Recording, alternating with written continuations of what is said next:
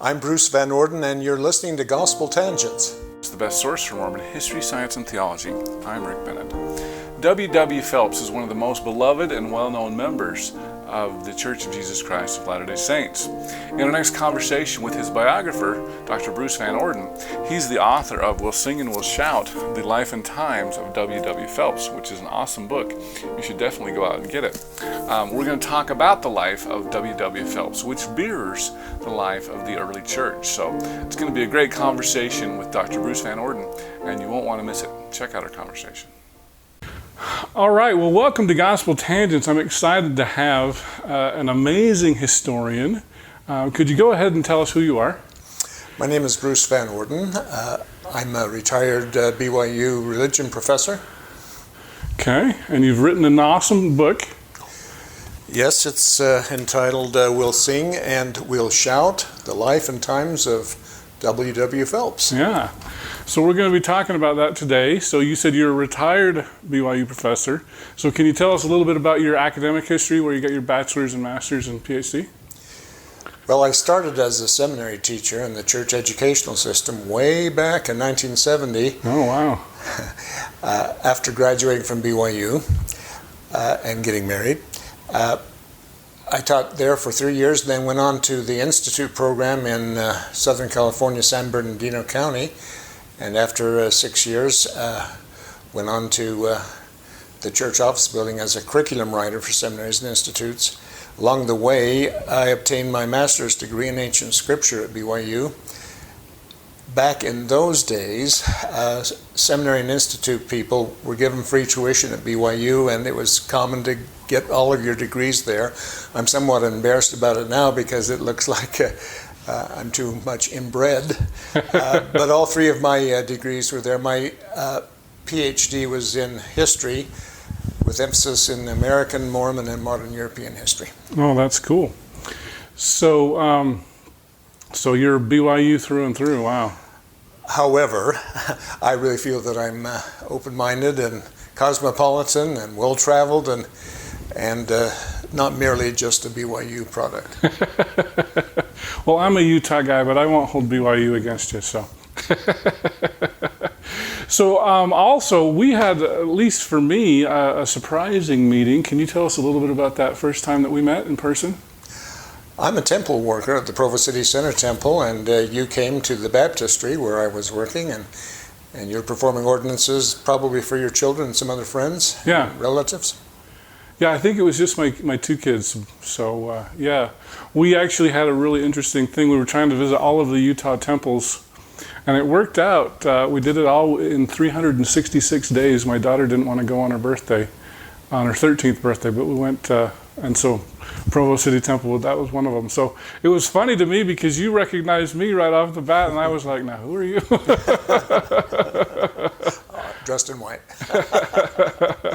So yeah, that was a fun meeting. So it was fantastic. So all right, well, let's go ahead and we'll dive into your book. So it's a fantastic book. I felt like one of the nice things about the book was when you talk about the life of WW Phelps, he was involved in so many events in church history. It was really like just a church history book in a way. Even though it was a biography, I felt like you were there for all the important events there. I guess one of the interesting things to me was that he got in trouble even before he joined the church for his support of the Book of Mormon. Can you tell us a little bit about that story? Thank you for indicating that it does have a broad swath about church history. One of the blind reviewers who read the book said I didn't have to take on all of church history, and I did reduce some things, but he was so deeply involved with everything that pertained to the first 15 years of the history of the restored gospel of Jesus Christ and the kingdom of God on the earth.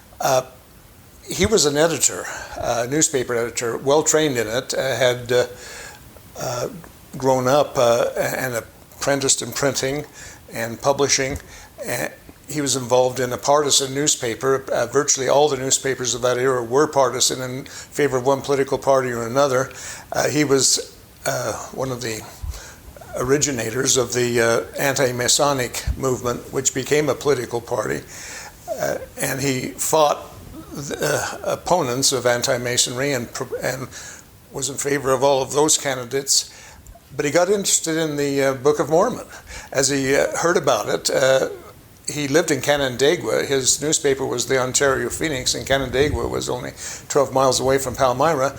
And all the newspaper editors knew each other, and he knew of what was happening in Palmyra and knew about the Book of Mormon. So he went and obtained several copies of the Book of Mormon and sold some of them in his bookstore of his printing office. Because he got so interested in it and went about the vicinity inquiring more about the background of Joseph Smith and the origins of the Book of Mormon. Because of that, businessmen who were supporting his newspaper got annoyed, and they took out charges against WW Phelps for indebtedness. And still, in the state of New York, a person could be jailed for indebtedness, and he was jailed for 30 days. He ended up writing to various newspapers in upstate New York about his plight, and that exposed what was going on, and so he was let out. But he decided at that point, he had already been converted in his heart to the Book of Mormon, and he decided at that point he'd resign his editorship, which was a major undertaking, and then go to Kirtland, where he knew the Latter-day Saints had begun to gather, and say, I'm with you, I'm here to do God's will, use me as you will. Yeah, it's surprising to me that he was jailed even before he became a Mormon. I guess we can still use that term, right? I use it because he used it, and Joseph Smith used it. They referred to the movement as Mormonism, and he was the main writer, and he used the term all the time. So, you bet, I'm going to use Mormon and Mormonism. Okay, that's good. So it was in Canandaigua, New York. Is that where the newspaper Yes. was? And then, then where did he go, and how did he meet Joseph Smith? Canandaigua had people interested in Mormonism. It's really close to Palmyra, obviously. Mm-hmm. People knew about it. Brigham Young lived there during that same period. Thomas B. Marsh lived there. Sidney Rigdon visited there and spoke after he had gone to New York and started working with Joseph Smith. And on December 24th, 1830, the church had been in existence for 6 months or more. Phelps met together with Joseph Smith Jr. and Sidney Rigdon. We don't know exactly where, but the whole day. And in his reminiscences that he later published in the Messenger and Advocate in Kirtland, Phelps said that he decided then and there that he would quit the folly of his way and turn to God full-heartedly. But he really didn't do that until his imprisonment was over in May of 1831. Okay, so he was imprisoned for just 30 days? 30 days in April into May of 1831. Okay. So he was one of the first converts to the church and converted without a missionary, I guess. Of course, yeah. Right. Yeah, well, that's cool. So, I know, kind of take us through what happened there when he met Joseph and that sort of thing. Well, let me emphasize how much worldly knowledge and spiritual background he had. He knew his Bible backwards and forwards through all of his published writings, and he was the main promoter of Mormon doctrine in the early printed material that the church put out in the newspapers. In all of those writings, he quoted from every book of the Bible. And then he knew the Book of Mormon so thoroughly and quoted from it. He probably knew the Book of Mormon as well as any person in the church, although Parley Pratt and Orson Pratt obviously got to know it well too.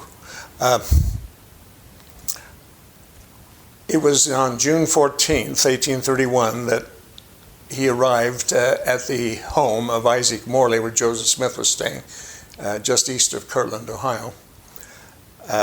Joseph had been planning for weeks to go to Missouri to the borders of the Lamanites, or the edge of the United States as it existed at that time, to identify where the land of Zion was, because it had been revealed to Joseph Smith that Zion, the New Jerusalem, was going to be out there in Missouri somewhere.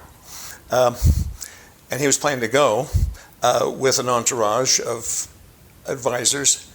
Well, Phelps arrived on June 14th, about a week before Joseph was scheduled to leave. And he said, "I'm here to do the will of the Lord. Would you seek to know what that will might be?" And Joseph went, as he often did in those early days, and obtained a revelation that pertains specifically to WW Phelps. That's section 55 of our Doctrine and Covenants. And he was told that he would be baptized and ordained an elder right away, and then he would be called to go to the land of Zion and there receive his inheritance, and that he would help print material for the church. This was all right as he was arriving, so people knew about him. I would say that there were two men who were educated in secular knowledge and spiritual knowledge that led the way in that kind of education in those days, and they were Sidney Rigdon and WW Phelps. And I think that even Phelps knew more about science and history, secular history and geography, than even Rigdon did. So in many ways he would be the most learned man in the church. The interesting thing about him is that he knew that he had those capabilities and was proud of them, and he sought to excel. And he was called to go on that first trip and accompany Joseph Smith. Incidentally, all those who accompanied Joseph Smith on that trip were 15 to 16 to 18 years older than Joseph. Joseph was only 25, Phelps was 39, Rigdon was 38, Bishop Partridge was about the same age. Joseph Smith's advisors were older than he, and he was not afraid to have them older than he. Mm-hmm. Anyway, they arrived in Missouri in July of 1831, and it was Phelps who kept a record of what went on as they made the trip, what they did when they went there, what they accomplished, what was said, the dedication of the temple lot, the dedication of the land of Zion, visiting Indian groups, instructing the saints, arranging for plans for the future. And in section 57 of the Doctrine and Covenants, which was revealed at that time, Phelps was then given the charge to be printer unto the church. Yeah, that was an assignment, and he was to expound the doctrines of the kingdom, which of course became his assignment ever after. He was to be assisted by Oliver Cowdery. That's interesting that Oliver had been the second elder in the church, but Oliver was now going to be an assistant. Turns out that Phelps did train all sorts of people in the printing business, and Oliver Cowdery was his first major student, and Oliver himself became a printer and publisher as time went on. Well, I'm sure Joseph must have been really happy to have a newspaper man. Oh, absolutely. He was delighted to have such an individual. Phelps was charged to take church monies, and there weren't a lot of them, but there was sufficient amount to buy a modern printing press. It was called the Washington Press, named after George Washington, which he obtained in Cincinnati, Ohio, and then brought back to Zion, they called it, but it was in Independence, Missouri, Jackson County. And then he started printing. Now, thereafter, the church no longer had to sublet any of its printing responsibilities like they had done with the Book of Mormon at great expense and challenges and problems. Now they could print their own material. And the major product that was to come out of that first printing press in Zion was the Book of Commandments, which were Joseph Smith's compilation of revelations that had been written down one after another in the Revelation book by John Whitmer, and John Whitmer became the second assistant to Phelps there in Independence. It was the WW Phelps and Company printing operation, named after him, but it was owned by the church as part of the literary firm, and the three ran it, Phelps, Cowdery, and John Whitmer, and those three became fast friends for the next decade. Anyway, they did work on the Book of Commandments, but they also published the First Church's newspaper. And that began in June of 1832. and that was called The Evening and the Morning Star. And in that newspaper, they published portions of the Book of Mormon. Not everybody had a copy of the Book of Mormon. They published many of the revelations that were coming out. And Phelps had also been charged to print a hymnal with that printing press. And so he started writing hymns. Two that we sing all the time, even today, Redeemer of Israel and Now Let Us Rejoice in the Day of Salvation, were written by Phelps, along with a few others that we don't sing anymore. They're in Independence, and they were published in the Evening and the Morning Star. They were nearly finished with the Book of Commandments when everything went awry, when the mob groups, the vigilantes in Jackson County, those who opposed the saints, and there were so many, raided the printing office in July of 1833. And that was over an article that Phelps had written about free people. Well, it had something to do with that. There were so many differences of lifestyle between the Latter-day Saints who had come from the north and the original inhabitants of Jackson County who had come from southern states. Slavery was a big issue, yes. Also, relationships with Indians. They didn't like Indians, and the Latter-day Saints, with Phelps leading the way, talked about the Indians being the house of Israel and needed to be restored to the fullness of the truth. There were differences in education. They both went their own way economically, and so that was a competition, also political competition, because if the Latter-day Saints kept coming, as they were rapidly incoming, soon the political power structure in Jackson County would be in the hands of the Saints instead of the original people. So there are all these differences, but slavery was a big one. And Phelps wrote about people of color in the Evening and the Morning Star. He didn't say that the slaves should be freed, but he said that some free people of color, and they did exist, and lived in places like Illinois, which was an adjoining state. If they happened to accept the gospel, we'd take them.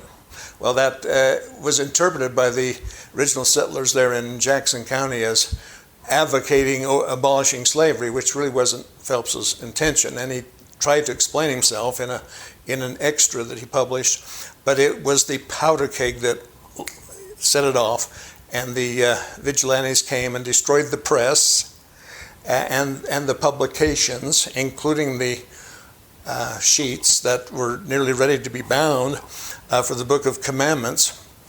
A few of them were recovered so that less than 10 copies of the Book of Commandments could be restructured later.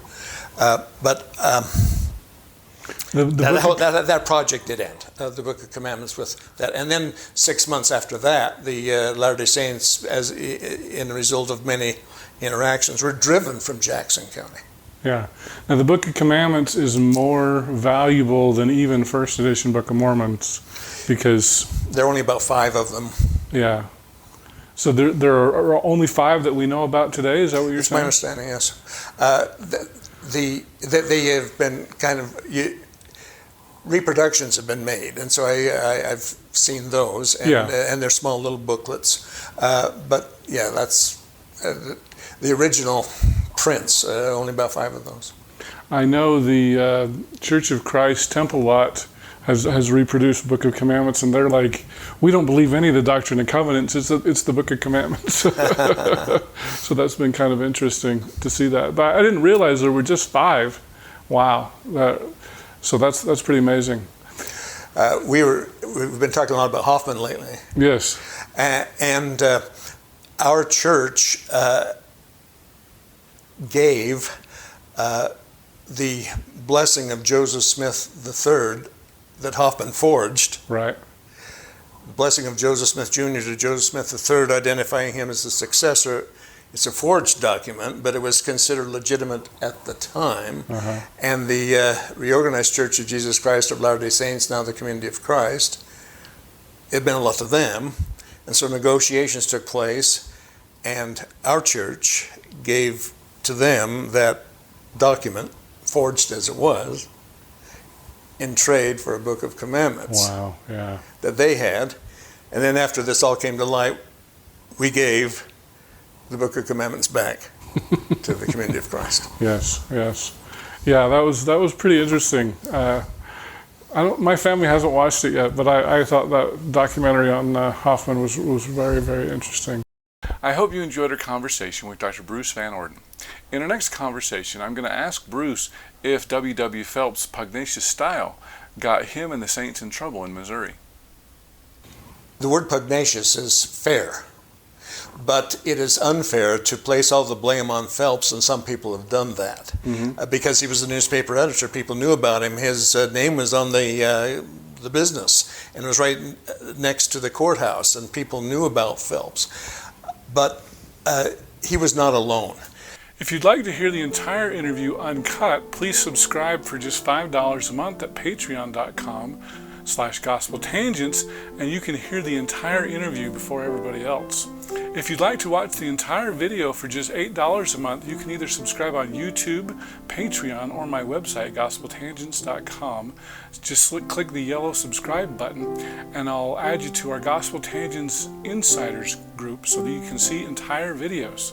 For those interested in a PDF transcript, you can subscribe at either Patreon or on my website. For just $10 a month, I'll send you a PDF as soon as it's complete. If you'd like a copy of the paperback as well as a PDF, just sign up for $20 a month at either Patreon or my website, gospeltangents.com. Of course, you can buy individual transcripts at amazon.com and just do a search for Gospel Tangents Interview, and you can see all the things that we have there. Don't forget to support Gospel Tangents with an awesome t-shirt like one of these. You can subscribe at Apple Podcasts at tinyurl.com/gospeltangents. Get our latest updates at facebook.com/gospeltangents. Also, you can get our Twitter updates at Gospel Tangents. Click here to subscribe, here for a transcript, and over here we've got more of our great videos. Thanks again.